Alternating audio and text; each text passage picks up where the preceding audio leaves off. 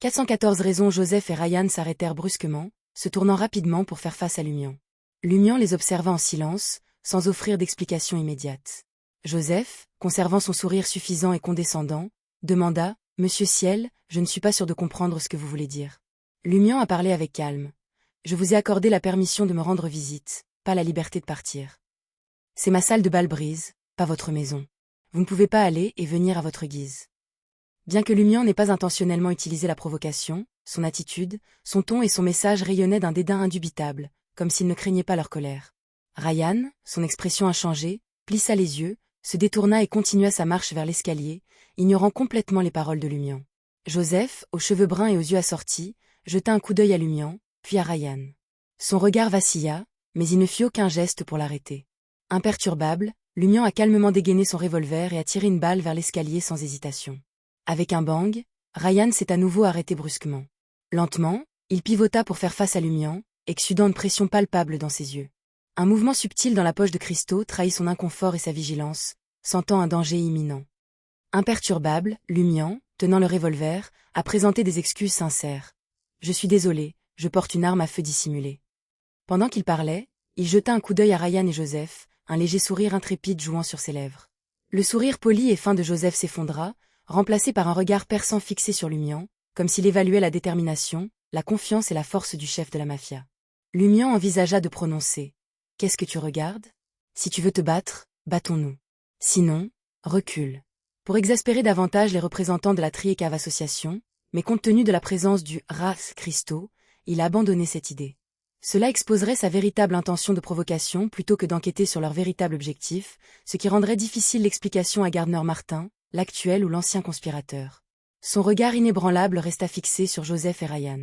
Avec le revolver dans sa main droite, il fit tourner adroitement le barillet. Après plus de 10 secondes qui ont laissé Ras Christo visiblement en sueur, Joseph arborait à nouveau un sourire poli et demanda « Pouvons-nous partir maintenant, Monsieur Ciel ? Oh, alors vous voyez à travers mes véritables intentions de trouver délibérément des fautes, dans l'espoir d'obtenir des mesures ? Où sont votre arrogance et votre estime de soi ?» Lumian rit intérieurement et dit d'un ton exaspérant « Pas encore. » Ryan fit un pas brusque en avant, mais Joseph le retint. Le jeune homme aux cheveux bruns et aux yeux marrons leva légèrement le menton et croisa les yeux de Lumian. « Que devons-nous faire pour obtenir votre permission ?» Le sourire de Lumian avait une teinte de déception lorsqu'il répondit. « Répondez à ma question. Pourquoi avez-vous invité Christo et moi à rejoindre la cave association ? Je ne me souviens pas d'avoir eu pour passe-temps l'exploration et l'étude des grottes. » Joseph tomba dans un bref silence avant d'expliquer. Les aventuriers des grottes de notre association ont rencontré Christo à plusieurs reprises sous terre et ont remarqué sa connaissance approfondie du souterrain de Trèves. Il semble bien connaître de nombreux itinéraires cachés, ce qui correspond aux critères d'invitation de notre association de grottes. Christo n'a exprimé aucune objection à cette explication. Bien que ses principales activités impliquaient la contrebande clandestine, il n'existait pas de route de contrebande complètement cachée. Ils croisèrent inévitablement des tunnels et des mines connues des aventuriers des grottes et de la police des carrières.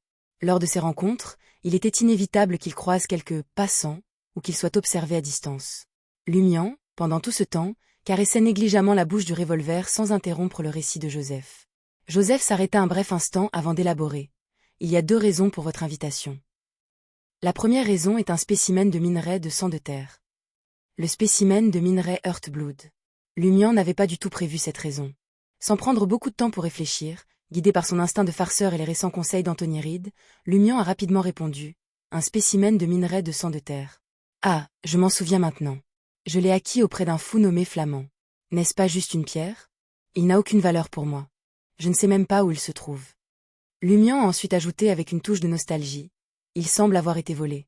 Je l'ai laissé dans un appartement loué. Et, les individus comme nous ont rarement un endroit uniquement pour se reposer et dormir. Mon appartement était rempli de nombreux pièges. Qui aurait imaginé qu'un voleur réussisse à s'infiltrer et à accéder à l'armoire ? De plus, ils n'ont pris que le minerai de sang de terre et ont laissé tout le reste intact.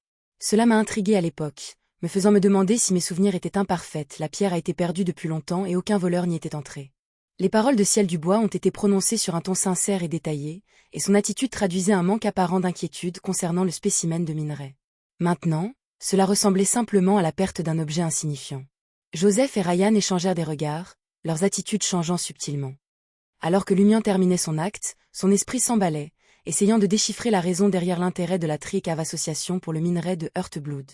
La strate rocheuse de Heurteblood existe sous Trèves depuis des siècles, voire des millénaires. Les minéraux spécifiques qui y sont cachés n'ont pas pu faire surface récemment, attirant l'attention de Flamands et d'autres chercheurs en minéraux. Les factions officielles de Trèves et certaines organisations secrètes savent probablement que quelques minéraux sélectionnés dans la strate rocheuse Heurteblood ont un lien avec la mort de l'empereur de sang Alista Tudor. Cependant, ils n'ont pas découvert leur signification pratique, corrompant simplement l'esprit de ceux qui les ont rencontrés. Cette nuit-là, j'ai activé la marque sur ma main droite, ce qui a fait sentir à de nombreuses personnes de haut rang à Trèves. Quelqu'un aurait pu identifier l'aura de l'empereur de sang Alista Tudor par divers moyens, ce qui aurait déclenché une enquête sur les éléments pertinents. La localisation des minéraux spécifiques dans la strate rocheuse Heurteblood est une piste essentielle dans leur enquête. Les biens de Flamands ont été enregistrés auprès de la préfecture de police du quartier du marché. Étant donné les liens de l'association Cave avec les autorités, ils ont probablement accepté la mission et sont allés chercher moi, celui qui avait acquis les biens de Flamands. Mais pourquoi n'ont-ils pas simplement envoyé quelqu'un de la préfecture de police pour s'enquérir directement? Les membres du Purificateur, de Machinerie Yvemain et du Bureau 8 possèdent tous des identités policières correspondantes. Bien sûr, les autorités ne sont pas unifiées. Ils sont officiellement divisés entre le gouvernement et les deux églises, mais en pratique, chaque faction entretient des divisions internes. L'ordre des prêcheurs de l'église Eternal Blazing Sun se heurte à la fraternité mineure et à d'autres factions idéologiques. Le système de cloître de l'église du dieu de la vapeur et des machines s'oppose au système de cathédrale. Bureau 8 est encore plus mitigé. Certains membres viennent d'organisations secrètes reconnues par le gouvernement, certains sont d'anciens nobles comme Sauron, qui conservent une certaine influence, et d'autres ont été formés par le Bureau 8 au fil des ans. La seule chose qui les unit est le fait que les membres du Bureau 8 ne peuvent officiellement s'aligner sur aucun parti politique, sinon cela deviendrait encore plus chaotique. Dans un environnement aussi fracturé, il est possible qu'un groupe au sein d'une faction ait identifié la piste d'indice unique du minerai Heurteblood mais ne l'ait pas fait. Je veux que les autres le sachent. Par conséquent, ils ont contourné les canaux publics du poste de police et ont mené leur enquête par l'intermédiaire de l'association non officielle des grottes. Peut-être que quelqu'un au sein de l'association des grottes a reconnu cet indice et possède une connaissance approfondie du terrain souterrain et des spécimens minéraux. Ils font probablement partie des professionnels les plus compétents. Est-ce pour cela qu'ils n'ont pas directement demandé ma coopération à l'enquête et ont plutôt tenté de me recruter dans l'association des cavernes? Lumian est rapidement arrivé à cette conclusion préliminaire, attendant avec impatience que Joseph révèle la deuxième raison. Joseph a déclaré: « Nous pensions que vous vous intéressiez aux minéraux souterrains et que vous étiez une âme sœur. L'a-t-il vraiment été volé, ou l'avez-vous laissé ailleurs mais l'avez-vous oublié ?» Il a dû être volé, dit sincèrement Lumian. J'ai trouvé des traces d'effraction. À cause de cela, je me suis inquiété de l'or que j'avais économisé, alors je suis allé à la banque pour louer un coffre-fort. Joseph hocha doucement la tête et dit: « La deuxième raison est que Kendall, un administrateur des catacombes, nous a dit que parmi les individus qui ont apporté les cendres de Flamand pour l'enterrement, vous sembliez posséder une sensibilité unique à quelque chose d'anormal que d'autres ne pouvaient pas percevoir. Ils ont relié les points du minerai de sang de terre aux catacombes. Lumian a été illuminé. Je ne suis pas sûr de ce que vous entendez par « spécial ». Joseph n'a pas élaboré ni demandé de plus amples informations. Il regarda simplement Lumian et demanda: « Monsieur Ciel, pouvons-nous partir maintenant ?» Lumian les regarda pendant quelques secondes avant d'acquiescer lentement. « Bien sûr. » La situation avait pris une tournure inattendue, l'amenant à abandonner son projet de provoquer les deux liaisons et de contrarier davantage l'association des grottes de Trèves. Même s'il avait sans aucun doute contrarié Joseph et Ryan, ils avaient également obtenu les réponses qu'ils cherchaient, ou du moins une partie d'entre elles. Il pourrait y avoir des répercussions mineures à l'avenir, mais une confrontation majeure était peu probable. Après que Joseph et Ryan aient disparu dans les escaliers, Lumian resta assis en contemplation pendant plusieurs instants. Il a sorti son revolver, s'est levé et s'est adressé au rat Christo. Cette situation est plus complexe que prévu. Je dois la signaler au patron. Il a envisagé une possibilité dangereuse. S'il s'avérait que la famille Sauron était à l'origine de l'enquête sur le minerai spécial Heurteblood par l'intermédiaire de la Cave Association, et qu'elle découvrait un lien entre Ciel Dubois, un chef de la mafia, et le fils supposé d'un riche homme d'affaires qui a montré un comportement particulier dans le jeu King Gatsby de Poufet Sauron, cela pourrait poser un problème important. Par conséquent, il devait informer immédiatement Gardner Martin, être franc avec lui et éliminer toute menace cachée potentielle tout en recherchant des conseils utiles.